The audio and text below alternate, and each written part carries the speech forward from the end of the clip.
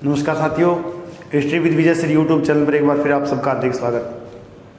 हम देख रहे थे राजस्थान का इतिहास, और राजस्थान के इतिहास में आज हम जिस सभ्यता के बारे में चर्चा करने जा रहे हैं वो रहेगी रंग महल की सभ्यता। रंग महल हनुमानगढ़ ज़िले में है, राजस्थान में। बड़ा ही शानदार स्थान है, यहाँ से हमें काफ़ी प्राचीन ऐसी चीज़ें मिलती है। इससे पहले वीडियो शुरू करने से पहले अगर आप हमारे चैनल पर नए हो, वीडियो अगर आपको अच्छा लगे तो वीडियो को लाइक करें, शेयर करें और channel history with Vijay sir को सब्सक्राइब करें। तो देखते हैं राजस्थान के इतिहास में प्रसिद्ध एक सभ्यता स्थल रंग महल। रंग महल जो स्थान है यह हनुमानगढ़ ज़िले में है। यह स्थान हनुमानगढ़ ज़िले में स्थित है। नदी है घग्गर, घग्गर नदी के किनारे।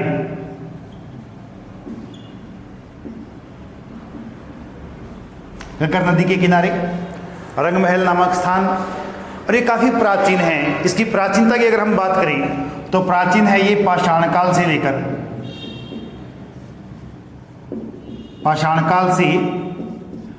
600 ईसा पूर्व तक यह समृद्ध काल रहा था। पाषाण काल से लेकर 600 ईसा पूर्व तक यह समृद्ध काल रहा था। इसका मतलब यह सिंधु घाटी सभ्यता का भाग रहा था।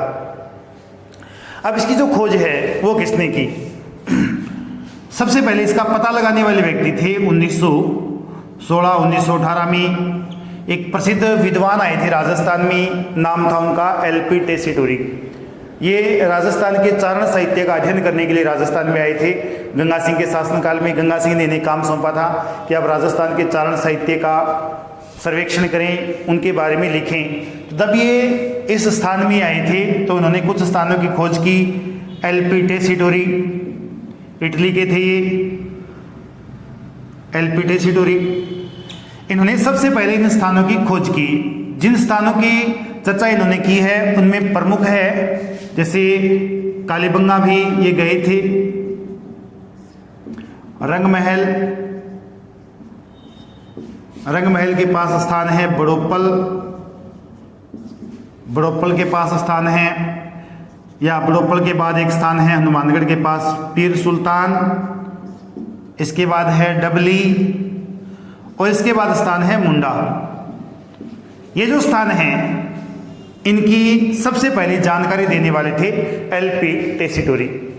एलपी टेसीटोरी ने कहा है कि ये जो स्थान है प्राचीन समय में बौद्ध धर्म के केंद्र थे। अब हमारे पास प्रमाण क्या है? इन्होंने कहा कि मैं जब वहां गया तो बौद्ध कला से संबंधित मैंने काफी ऐसे स्थान देखे, हो सकता है कि बौद्ध धर्म के वो केंद्र रहे हो। एक प्राचीन यात्री यहाँ आया था हनुमानगढ़ के क्षेत्र में। एक प्राचीन यात्री आया था, हनुमानगढ़ को कहा जाता था स्तद्रु बटनेर। एक प्राचीन यात्री आया था, नाम था हवेनचांग, चीन का यात्री था। जब ये हवेनचांग भारत आया था तो भारत के भ्रमण के समय ये राजस्थान में भी आया था। राजस्थान में स्थान है स्तद्रु, और यहाँ आया था ये बटनेर में। स्तद्रु स्थान बटनेर में आया था, और बटनेर के पास इसने क्या विशेष देखे? इसने कहा कि जब मैं बटनेर गया था, स्तद्रु गया था, तो वहां मैंने एक भद्रकाली चैत्य देखा, जिसे वर्तमान में भद्रकाली मंदिर कहा जाता है। इसने कहा कि मैंने राजस्थान में एक भद्रकाली चैत्य देखा, और इस चैत्य का निर्माण अशोक ने करवाया था। अशोक ने इस चैत्य का निर्माण करवाया था। तो यहाँ जब एलपी टेसीटोरी कह रहे कि ये बौद्ध धर्म या बौद्ध कला से संबंधित स्थान थे, तो यहाँ ये कह रहे हैं कि भद्रकाली जो चैत्य था या अशोक से संबंधित ये जो स्थान है, यहाँ बौद्ध धर्म से संबंधित हमें अवशेष मिलते हैं। तो जैसे हम बात करें विभिन्न स्थानों की तो वहाँ से हमें बौद्ध अवशेष भी मिलती हैं। जैसे हम बात करें रंग महल की तो यहाँ से हमें बौद्ध अवशेष भी मिलते हैं, स्तूप भी मिलते हैं। तो देख लेते हैं कि यहाँ भद्रकाली चैत्य था, ये जानकारी दी है हवेनचांग ने। हनुमानगढ़ के आसपास जो केंद्र था वो बौद्ध धर्म का केंद्र रहा होगा। इसकी जो जानकारी देने वाले हैं रंग महल की जानकारी या रंग महल की खोज करने वाले थे 1952 में, वो थे अमलानंद घोष। अमलानंद घोष ने इस स्थान की खोज की। अमलानंद घोष ने इस स्थान की खोज की, और इनकी खोज के बाद एक पुरातत्व टीम आई थी स्वीडन की टीम, जिसमें नेतृत्व किया था डॉक्टर हन्ना रेड्डी ने। स्वीडिश दल स्वीडन की एक टीम आई थी और इनका विश्वविद्यालय था लुंड विश्वविद्यालय। इस विश्वविद्यालय की टीम आई थी और इस विश्वविद्यालय की टीम ने यहाँ से उत्खनन किया था। उस विश्वविद्यालय की टीम में जो सदस्य थे उसमें एक थे डॉक्टर हन्ना रीड, एक थे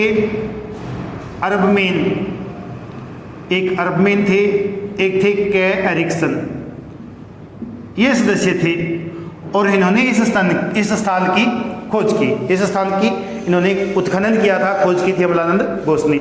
अब यहाँ से जब इन्होंने उत्खनन किया तो इन्हें कौन कौन सी ऐसी चीज़ें यहाँ से मिलती है, कौन कौन सी चीज़ें हैं जो प्रभावित करती है इनको कि ये स्थान एक विशेष स्थान है। जब इन्होंने यहाँ से खोज की तो इन्हें यहाँ से काफ़ी ऐसी चीज़ें मिली है। सबसे पहले हम बात कर लेते हैं कौन कौन सी चीज़ें मिली है। इन्हें यहाँ से 105 तांबे के पंचमारक सिक्के मिले हैं, तांबे के पंचमारक सिक्के मिले हैं। और ये जो सिक्के हैं ये कुषाण शासक था कनिष्क, बौद्ध धर्म का अनुयायी था। कनिष्क प्रथम और कनिष्क तृतीय, इनके सिक्के यहाँ से हमें मिलते हैं। कनिष्क प्रथम और कनिष्क तृतीय, इनके सिक्के हमें यहाँ से मिलते हैं। एक शासक था हुविसक, कनिष्क का उत्तराधिकारी, उसके सिक्के भी हमें यहाँ से मिलते हैं। हुविसक के सिक्के भी हमें यहाँ से मिलते हैं। यहाँ से हमें एक 2 हत्थी कटोरा मिला है, मिट्टी का एक 2 हत्थी कटोरा मिला है, मिट्टी का 2 हत्थी कटोरा मिला है। इस कटोरे की विशेषता ये है कि इस कटोरे के ऊपर 2 पुरुषों की आकृति बनाई गई है जो संभवतः कुषाण काल से संबंधित हो सकती है। इस कटोरे पर 2 हत्थी कटोरा है, इस पर एक 2 पुरुषों की आकृति बनाई गई है जो संभवतः कुषाण काल से संबंधित हो सकता है। तो ये जो कटोरा है वर्तमान में स्वीडन के लुंड विश्वविद्यालय में रखा गया है। यहाँ से हमें एक मर्द फलक पर, मिट्टी के फलक पर या मिट्टी के पट्टिका पर, यहाँ से हमें मर्द फलक पर कृष्ण की मूर्ति मिलती है, कृष्ण की मूर्ति मिलती है। एक तो ये विशेषता है मिट्टी के फलक पर कृष्ण की मूर्ति। यहाँ से हमें एक मुद्रा पर गोपी की मूर्ति मिली है जो रोमन स्कर्ट पहने हुए हैं। गोपी की मूर्ति मिली है जो रोमन स्कर्ट पहने हुए हैं। यहाँ से हमें यशोदा की मूर्ति भी मिलती है, यशोदा उनकी मूर्ति भी हमें यहाँ से मिलती है, यशोदा की मूर्ति भी हमें यहाँ से मिलती है। इसके अलावा यहाँ से हमें उमा महेश्वर या शिव पार्वती की मूर्ति भी हमें यहाँ से मिलती है, शिव पार्वती की मूर्ति भी हमें यहाँ से मिलती है, शिव पार्वती, और इसे कहा गया है उमा महेश्वर भी कहा गया है। इसके अलावा हमें यहाँ से एक ऐसे फलक पर मूर्ति मिली है गोवर्धनधारी